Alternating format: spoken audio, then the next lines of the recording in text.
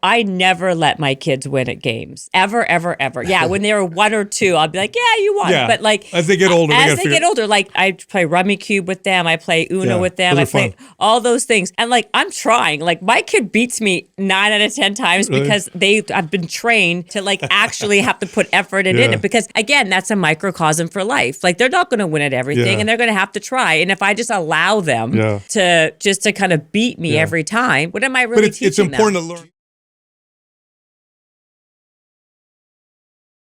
The average kid today sees less sunlight and daylight than a prisoner does. So your average kid today I saw that. gets outside less than what our prisoners do.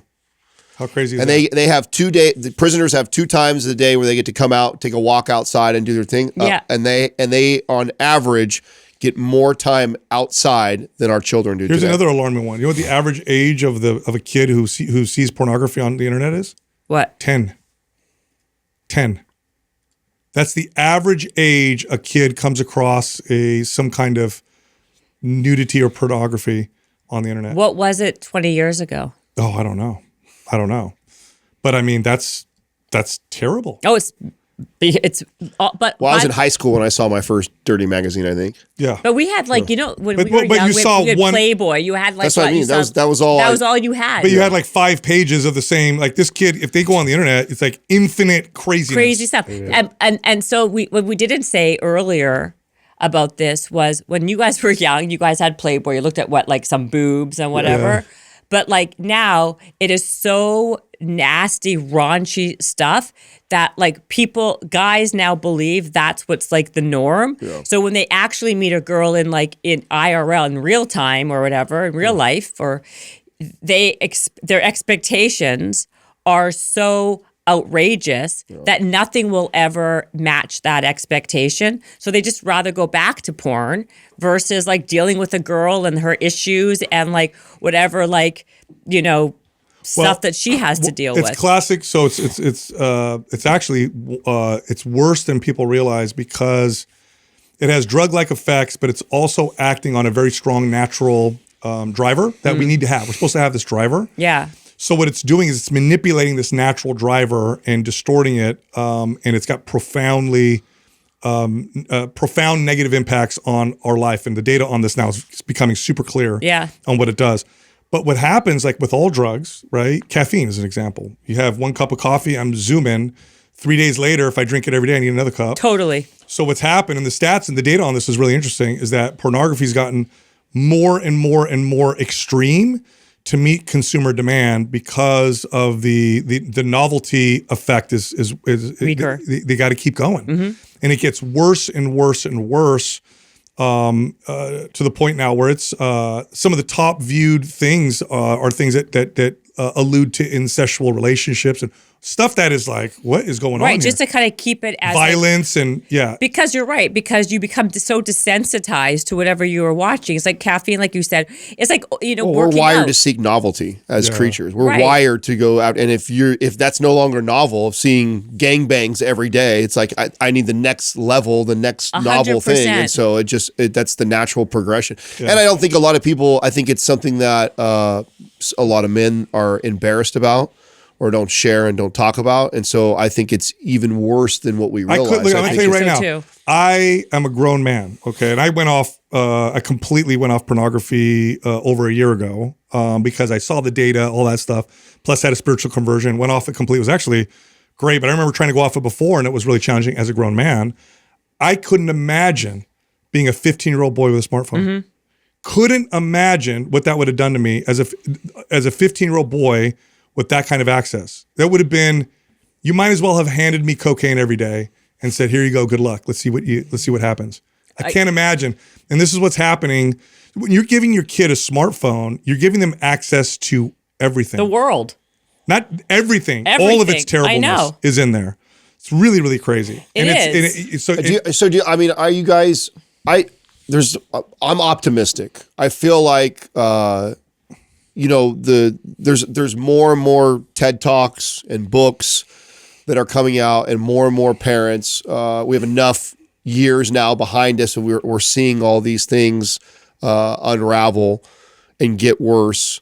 And so I want to believe that we're in the thick of some of the hardest times when it comes to this, because, you know, I feel bad for parents like you guys who, like, I have a 5-year-old. So I had already read the book Irresistible, Unplugged. I read those books before I had him, iGen. So I was very like on top of that right away. Whereas I can't imagine if I had a 19-year-old or 15-year-old when iPhone was brand new and everybody was celebrating how great it was, not realizing, like, I don't think a lot of parents that have got teenagers right now were thinking about how detrimental this was going to be, where I think it's a conversation now. So I'm optimistic about where we're heading. I think that we're barely just starting to create a lot of awareness around it.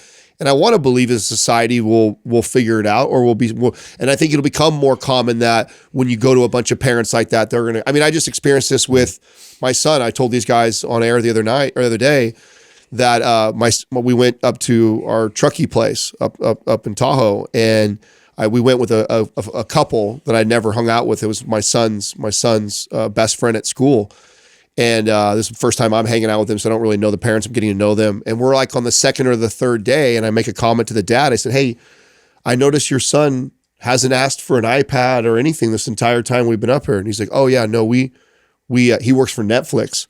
And he's like, "Oh yeah, we won't even let him watch it or have it. We've not introduced it to him." And I said, "I love that." I said, "Really?" Yeah. So it's so cool to meet other parents that are aware of that and have just made the conscious choice and not even. And it's so cool because my son and him, they don't even think twice about it, because we regulate that really closely at our house.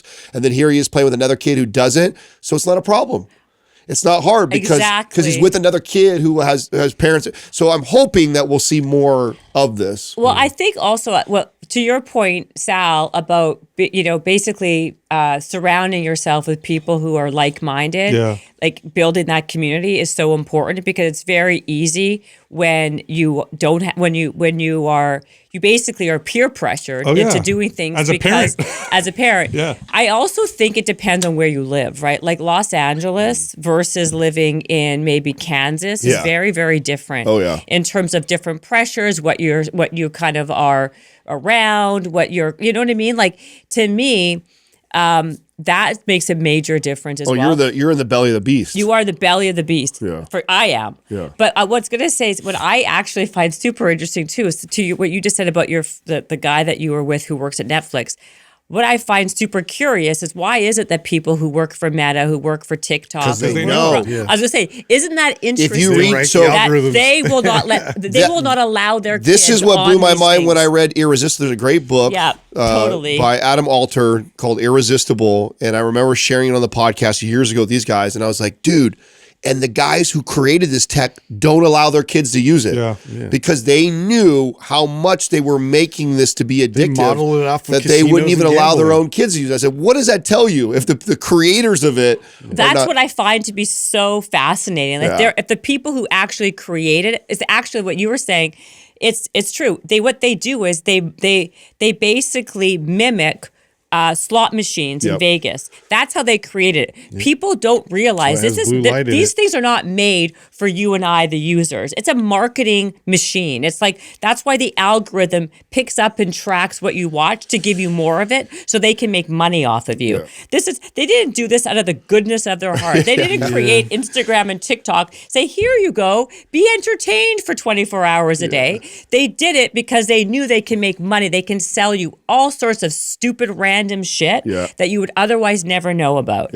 And people just are not realizing this is not for them. That's why people who create and make their businesses on Instagram, the smartest thing you can do is take your audience and take them off of Instagram, like get them into a different database, so you can then, because this is rented, not owned. Like, you don't own Instagram.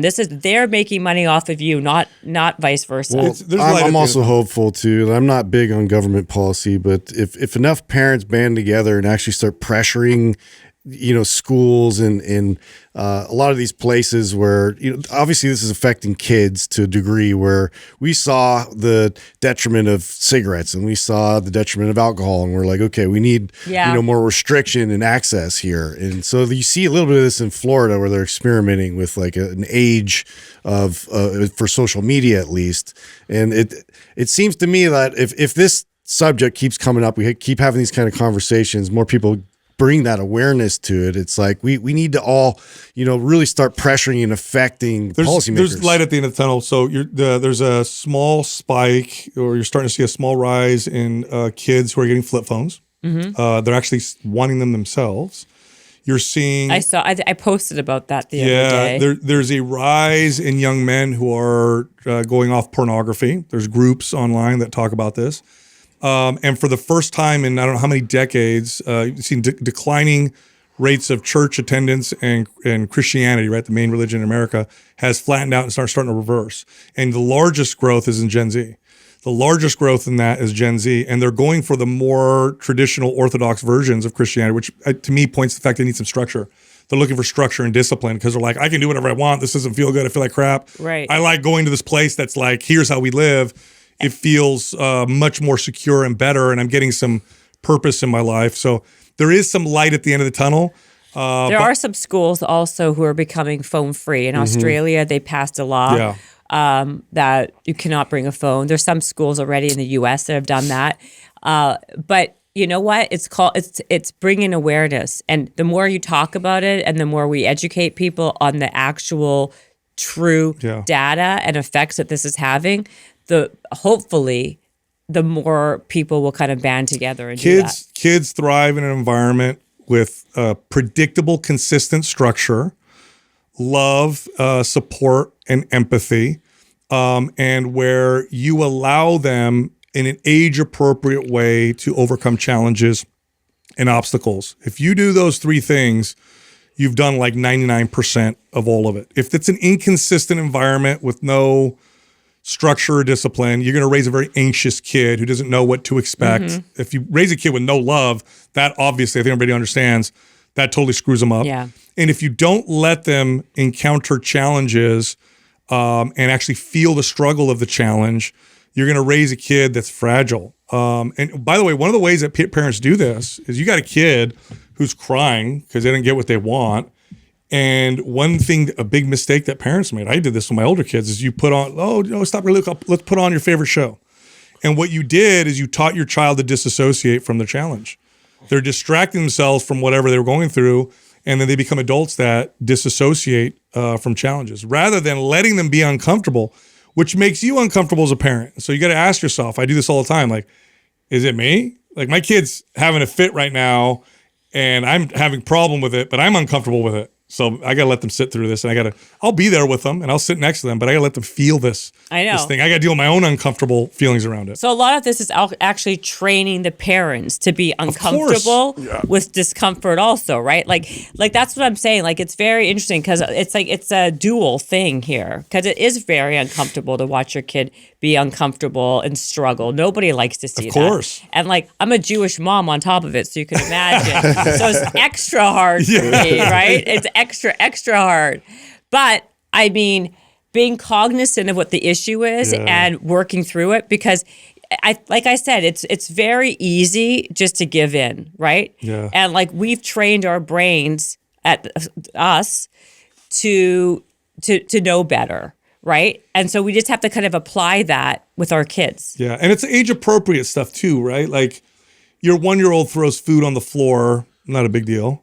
Your 10-year-old throws food on the floor, it's different. Yeah. Right? So like my 4-year-old's a great example. Like up until relatively recently, maybe a little while ago, every time we played a game, he would win because he doesn't understand losing. He just understands if I win, I win, I win. But right around the age of 3.5 or 4 is when they start to figure out or they need to figure out that they can lose. So what do I do with them now? We play Uno, right? And so now we'll play Uno, and now every 5 games I'll win.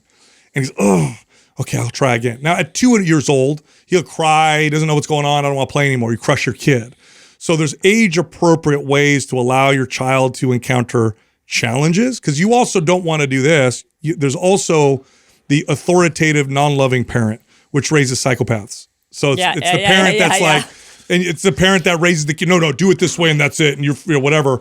You raise a psychopath that way. So there is a way to do this by figuring out the age appropriate ways to, like your kid cries because they fell off their bike, but they're 5. Like, okay, that's fine. Your 15-year-old falls down and cries every time they fall off their bike. Like, we don't have to talk about this, kiddo. Well, it's also like, exactly. But, just to what you just said, I never let my kids win at games. Ever, ever, ever. Yeah, when they were 1 or 2, I'll be like, yeah, you won. Yeah. But like, As they get older, like, I'm going to, like, I play Rummy Cube with them. I play Uno Yeah, with them. those I are play fun. all those things. And like, I'm trying. Like, my kid beats me 9 out of 10 times Really? because I've been trained to like actually have to put effort in Yeah. it. Because again, that's a microcosm for life. Like, they're not going to win at everything, Yeah. and they're going to have to try. And if I just allow them Yeah.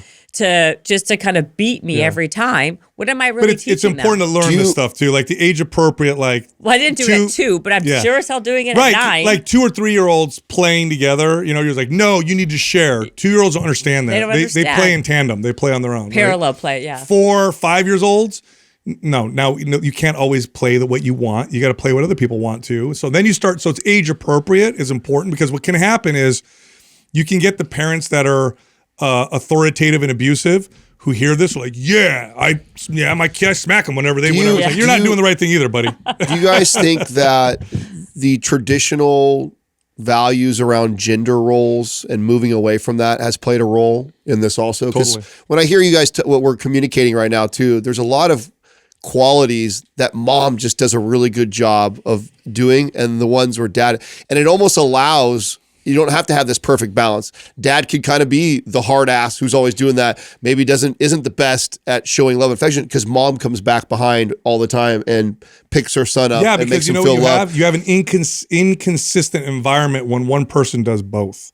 Is mom going to act like a dad or mom today? Is That's she hard or actually is she soft interesting. today? And that's very true. It's interesting. Like when I tell my kids not to do something, I'm like, don't do that. Or if I'm yelling at my kids to, but if my husband says it, they listen. They buck up really quickly and they'll listen. And I get so annoyed as a mom. I'm like, Yeah. why would I say it? No one pays attention. Yeah. But when you say it one time, kids are naturally more scared of their father than they are of their mom when there's 2 parents like that. It's true.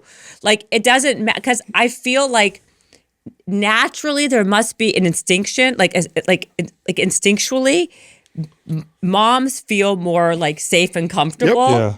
And like the dad, they can't get supposed away to. with it. Did you? supposed to. I brought up a stat on. I told the guys the other day where a kid they did a study with teachers, mom, dad, grandma, all these people. Who do you think the kid? And they said is most likely to misbehave in front of. So think of every parent. So mom, dad, grandparent, teacher, all these Okay. people, and they studied all these kids, thousands of kids. And there was one of them that stood out more than any of them, that the kid was more likely to misbehave in front of. The mom, Yeah, 900% more. 900%. 900% more. You know but why? that was the reason why. Was because the kid Feel safe. More feels safe, comfortable and and safe. he can challenge boundaries. And that's part of life is kids are part of raising kids is learning what I can and can't do. They feel the most safe and protected with mom, and so they're going to stretch those boundaries. Dad is not that way. Dad is more the authoritarian, more the disciplinary, more that person. And so that's the same thing in my household too. Katrina will drive her crazy. She's reminding him to do something like that, and then all I have to do is step in and said, Max, listen to your mom. And then And then they listen. yeah, then he gets right up, and she's just like, I just said that to him like 7 times, and then you come over and do that. It's so crazy. But It's 100%. I didn't know it's 900%. That's crazy. 900% more likely to misbehave in front of mom. Yeah. I think that. Wow. I think the challenge with the why the gender role issue has caused such an issue isn't because it's 2 reasons. One, we devalue the strengths that each person has, and we pretend like there are no weaknesses sometimes in either side. So we overvalue sometimes mom or dad, depending on the situation, and we don't realize they both have value. Well, They're both very important. Like, how many times have moms told dads, don't wrestle with the kids before bed, you're going to rile them up? No, don't rile them up. What are you doing? Yeah. That's Do you know me. how important it is, or like how valuable it is that dad gets to do that with their kid, like the skills that they learn, or the dad to the mom. Oh, come on, stop coddling him when he's crying. That's important that mom can provide that. It's okay because you provide the other side. Yes. Right? So There's a balance. Yes. That's both my very important. point of why, like, do you think, I believe that it's played a role, and I know that's a controversial Definitely. thing to say because we've tried to eliminate traditional gender roles, but there's something to be said about how valuable, how organically it used to happen because dad just was that guy. Dad didn't have to be better about coddling and empathy and doing those things because mom was so good at it. And so he could get away with being, dad who works all day long and then he just comes around and he disciplines all the time and they still raise a decent kid. Well, yeah, that's because mom did such an organic job, great job of balancing that out and vice versa, right? Like she didn't always have to be the one who's hard disciplining all the time because she knew her husband could come in and do that. And it's unfortunate that we have shamed people for so long about following these kind of traditional values and gender roles when there's a lot of value that comes from that. And it's not to say that you can't have a dad who has more empathy or a mom that has more discipline. That's not the point of this conversation. It's just that we've eliminated that so much, or we've shamed that so much that, oh my God, that traditional is so old school and so bad. And we point out all the bad. And it's like, well, okay, there was some really good things that used to happen when mom had her role and dad had his role, because we are different and we have different strengths, and those strengths feed and play into raising a kid. And by the way, like after everything we've just talked about on this show, right? Like there are gender roles, in my opinion, for a reason, right? I feel like the world like works better when that's the case, even when it comes to dating, when it comes to socializing, when it comes to raising a child. That's why it's a natural instinct. And what we're trying to do is eliminate their natural instinct and create this other form of being because it's more progressive. Yep. And to me, that's when we've had this demise in every way, like walk of life. We've had this demise in raising children. We've had this demise in dating and cohabitating. We've had in relationships. We've had this demise in work, in professional. Like in every way, there's been a demise because we're trying to create this other instinctual way to be, which is impossible, right? And this is not me being like like this like super hardcore right wing traditional. No, like I'm super malleable in a lot of ways, but I do believe that like there are roles for a reason. Like women, for women, we talked about this last time I was even on the podcast. Like there's certain there's certain traits that women should have, and there are certain traits that men should have for the world to work better. Yeah. Right? Like in order for a woman to be attracted to a man, men have to have certain traits beyond just being tall, and they have, you were saying, bravery. Leadership, confidence, like security. Yeah. Like, duh, who wants a weak guy? I don't really care what you say, right? And women, like no matter what, like women should have to have like some sense of softness, some nurturing, some like maternal instincts. Like you don't have to be a total Stepford wife. Yeah. Obviously not. Like, do I look like a Stepford wife? No. But there are certain things that are, I think. The world's lied to us a lot, and it's sold us a lot of lies. And what it's done is it's glorified the attributes that men provide, and it's completely undervalued. I'm talking about the world, right? Society undervalued the attributes that women provide. So it's like let's celebrate the first woman to build a skyscraper, first female astronaut, first whatever. And so it's like it's celebrating these big conquests. Meanwhile, like moms that raise incredible children, build incredible communities, that provide emotional support, which women do exceptionally well. Like all great people were raised probably by a great mother to an extent, or there's a great mother there. We've undervalued that. And now I think it's starting to change, but it's to the point where like my wife stays at home with the kids. She doesn't hear this so much, but I remember my mom will stay at home. She almost felt embarrassed saying that when people would ask, what do you do for a living? Oh, I'm just a homemaker.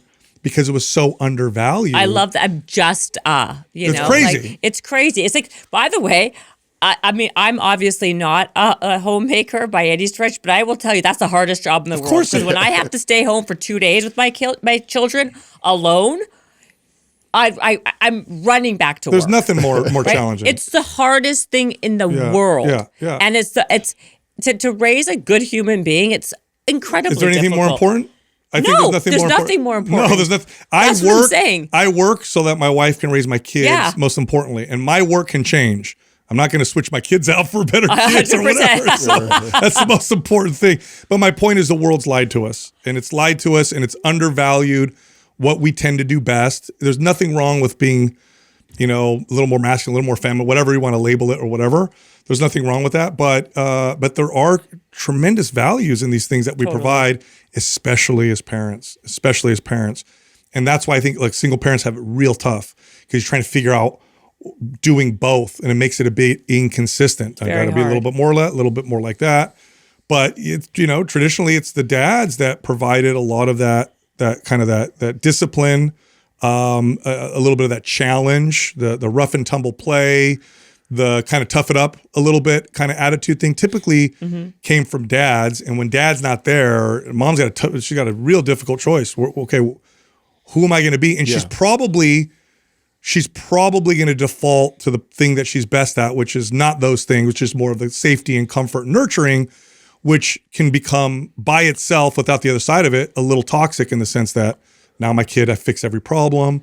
I talk to every teacher that my kid has a struggle with. I don't like, they're crying. I mean, just like what would happen if the opposite was true. Yeah. If the dad with just the discipline and the get up, you're fine attitude with no empathy. Yeah, a no bunch of other- psychopath Right. kids, Yeah. So they're both extremely valuable. Just have way more single moms and single dads because dads tend to bounce. But that's the case. Yeah. Anyway, good time. Yeah. We'll see how controversial this podcast is. Jen. You always have I controversial know. Let's see what podcasts. happens. You know what I'm though? Hey, curious. but I love talking to you about it because you're not coming from the traditional right wing Stepford mom. You're this businesswoman, like badass, and you work your ass off. And so, coming from you, it's such a good person to talk about it because it's not like you're over here trying to say too, me just being a mom, staying home is more important than all these women that go out and work. It's like, no, listen, I crush work. I love business. I do all that stuff. Yeah. But I also recognize that these traditional values that we've had with, the way the woman would run the house and how the man would run the house and why we need each other. And also, thank you. I appreciate that. And I think that's why it's really important, right? Because I'm not a stay-at-home mom, as you said. And I think that these are challenges that most people in the world face, right? Because most of us have to work, unfortunately. And I'm not saying I'm perfect. God, I struggle with these things every day. So if I feel I'm struggling, I'm sure a lot of other people are struggling, which is why I think it's important, like I said, for us to band together and educate and tell people and build a community around what's really happening so we can better it later on.